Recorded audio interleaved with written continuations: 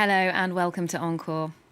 In today's show, we meet an artist whose work can be found while browsing through a newspaper, glancing at gallery walls, and engrossed in the pages of a graphic novel. Miles Hyman's illustrations bear witness to the poetry of everyday life. He's here to tell us more about making art between the US and France and the potent mix of words and pictures in his latest book, The Lottery.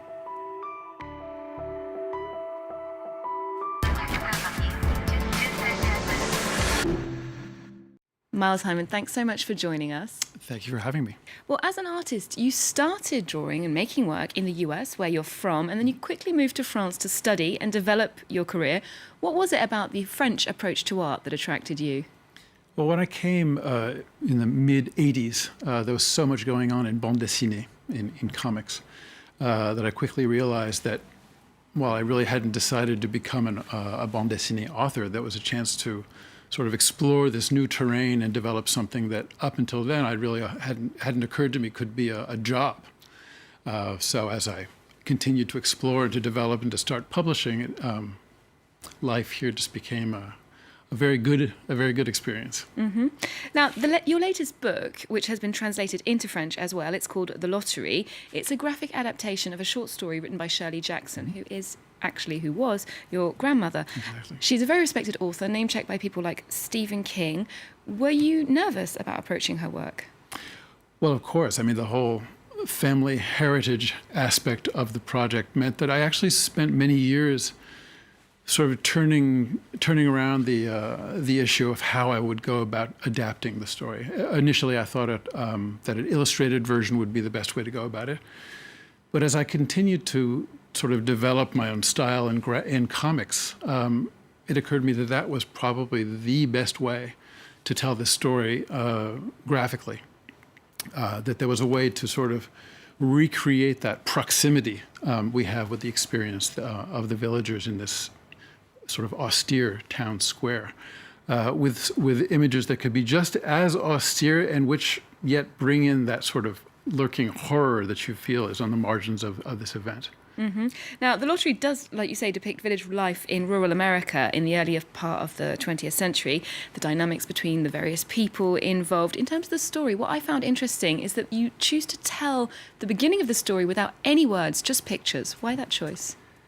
There's a key sentence in the original story, which is very short, which is 11 pages long, where Jackson says that Mr. Summers and Mr. Graves, who organized the lottery, get together the night before the June 27th ritual to prepare the lottery. And it occurred to me that if I was to give the reader that key information, that there is this black box which holds these little pieces of paper and one of which has a black dot, the best way to do that would be to show it. In graphic novels, you want to always show as much as you can or relay information through dialogue. And avoid just off narrative as much as you can. So this occurred to me was a wonderful way to open the story, to show this sort of secret, mysterious event the night before the lottery, with these two men that come together in this coal shop and sort of go through these motions that we don't yet understand, but which are going to be so important in the pages that follow. Well, it's very visually evocative. Now we're moving to art from another era now, one of the masters of 17th century painting. Rembrandt is the star of a new exhibition at the Musée Jacquemart-André here in Paris. It's an intimate encounter with the work of the Dutch painter, highlighting just how revolutionary and subversive he could be. Haxie Myers-Belkin tells us more. For many, Rembrandt is the archetypal Dutch master, revered for his viscerally rendered and nuanced faces. The Night Watch, painted in 1642, is a perfect example. Often credited with revolutionizing portraiture, Rembrandt was often his own subject. He produced some 100 self-portraits at all stages of his life. They not only helped him hone his skills, but also served to show future clients that he could produce convincing likenesses. Rembrandt's drawings reveal extraordinary attention to detail and a highly kinetic line, which is echoed in his painting. Rembrandt always wanted to make his paintings come alive. For him, the most important things were the treatment of the mouth, the eyes, the treatment of the skin, the wrinkles. You can really feel the blood pumping round thanks to these traces of red.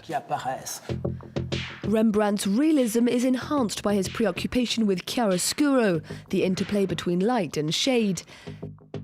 Here, a ray of light comes in from the top right, illuminating the forehead and the book, which in turn reflects light back to the face. Rembrandt's painted in a very different way to his contemporaries. Other painters at the time followed certain fashions. Rembrandt, in a way, mocked those fashions. The fashion back then, much like today, consisted of disguising imperfections.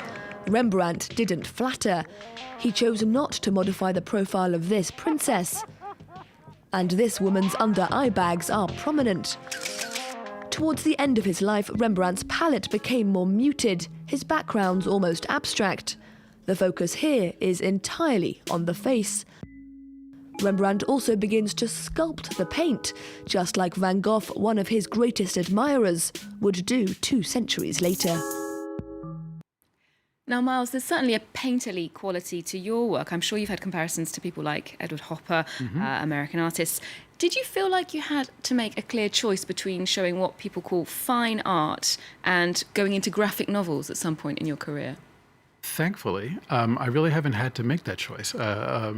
Things have developed in such a way over the last few years that a lot of artists working in graphic novels are also able to paint and to show their paintings or other sorts of fine art, as you say, in all sorts of settings, be they galleries or museums or private collections. So I'm delighted actually to see that I've picked up painting again after many years of having indeed sort of set it aside to do illustration and graphic novels, and now I'm coming back to it. So it's a very interesting way to complement both activities, and I think they complement very well. They go hand in hand.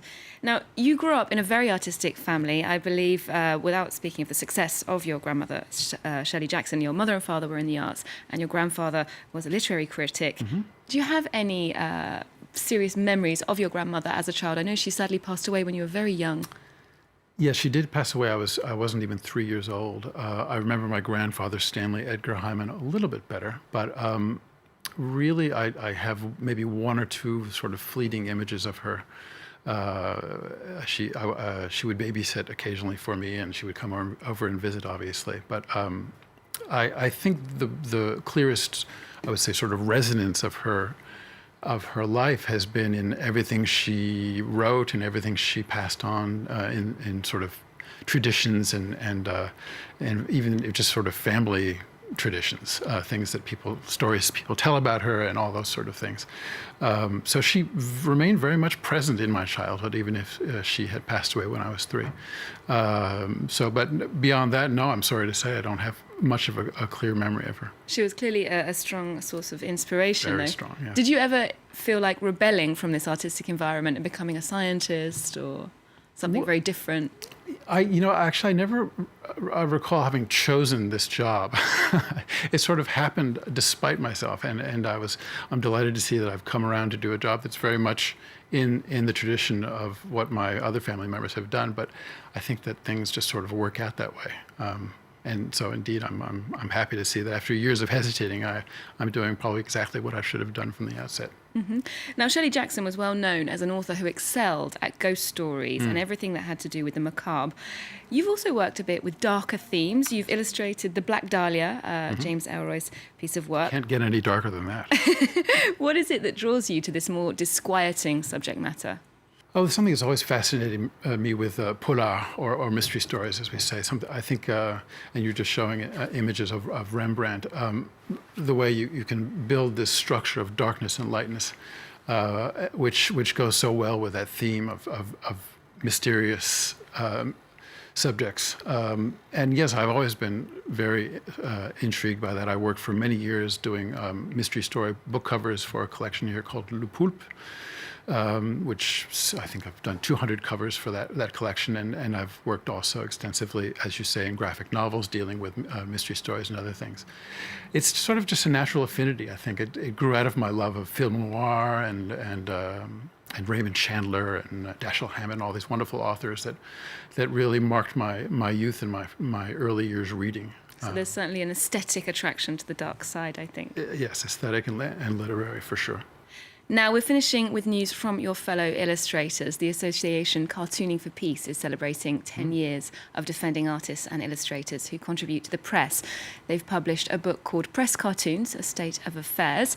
They're also doing concerts and debates. You've worked with the press at times. How do you think the climate has changed for illustrators recently? Oh, I think the climate continues to change for illustrators. I think that drawing has long remained a very pertinent way to address political and social subjects that sometimes photography can't quite get at. And I'm always delighted to be called by Le Monde or Libération to treat a subject of actualité or current themes. I actually enjoy very much being able to respond sometimes within a few hours to a subject like anything that can go from a demonstration to a fait divers to anything that seems to be in the current mindset. I think it's a wonderful way for artists to remain engaged in the political landscape and in current affairs, and for me it's always very refreshing and intriguing. It's almost where graphic novels meet journalism. Indeed. That's sadly all we've got time for. Miles Hyman, thank you so much for joining us. Thank you very much. We'll leave you with some of the best of those visuals. Remember to check out our website. You can also follow Encore on Twitter, Facebook and Instagram. There's more news coming up on France 24 after this.